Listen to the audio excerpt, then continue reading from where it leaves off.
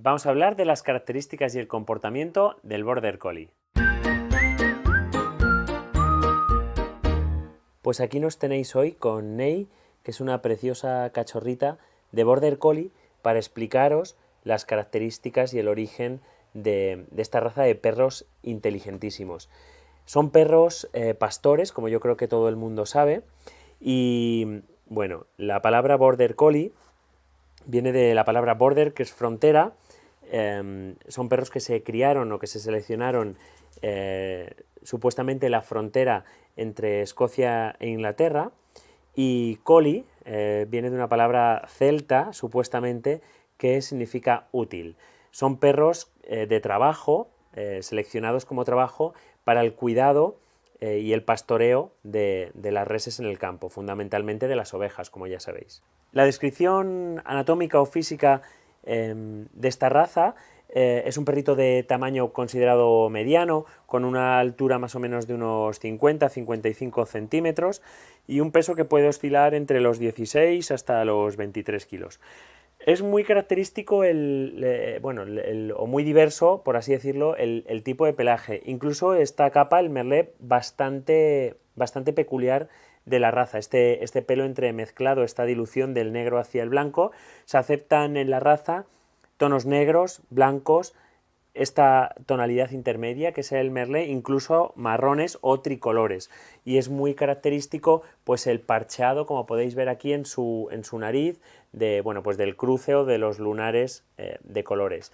En muchos de ellos intentaremos enseñaros, buscad por ahí algún otro vídeo donde os enseñaremos que incluso el color de los ojos les puede variar y hay animales que tienen un ojo de cada color o incluso el mismo ojo de dos colores diferentes en el iris. Son muy curiosos y es muy típico precisamente de esta capa de pelo.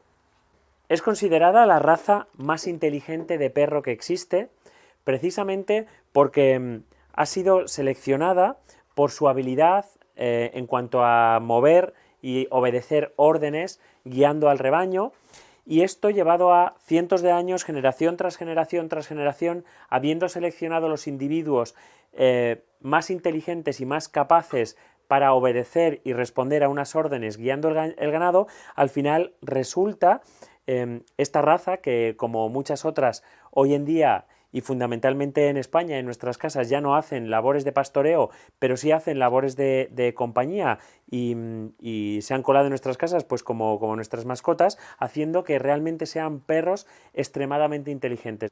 Aunque su origen ha sido el pastoreo, realmente en nuestras casas son animales que ya se utilizan o nos acompañan realmente como mascotas, y hoy en día, sin duda, lo que tenemos que hacer es ponerle un 5 estrellas como animal de compañía, realmente por su equilibrio, por su inteligencia y por su adaptación a la vida en una casa.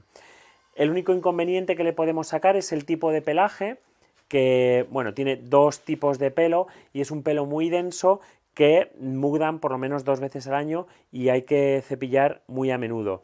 No obstante, hablando de su inteligencia, son perros muy aptos para vivir en casa porque responden muy bien a las órdenes y son capaces con solo 5 repeticiones, se considera que con solo 5 repeticiones de una orden, llegar a interiorizarla y llegar a ejecutarla. Es una raza de perro despierto, vigilante, activo, cariñoso, sociable, por tanto está visto como uno de los mejores perros de compañía, teniendo en cuenta las peculiaridades del pelo, teniendo en cuenta algunas peculiaridades de necesidades específicas que tienen, no solo de ejercicio físico, como sabéis es un perro de pastoreo que necesita descargar actividad, pero también mucha actividad mental. Es decir, es un perro que se necesita estimular. Es ideal para hacer jugar al frisbee, al disc dog.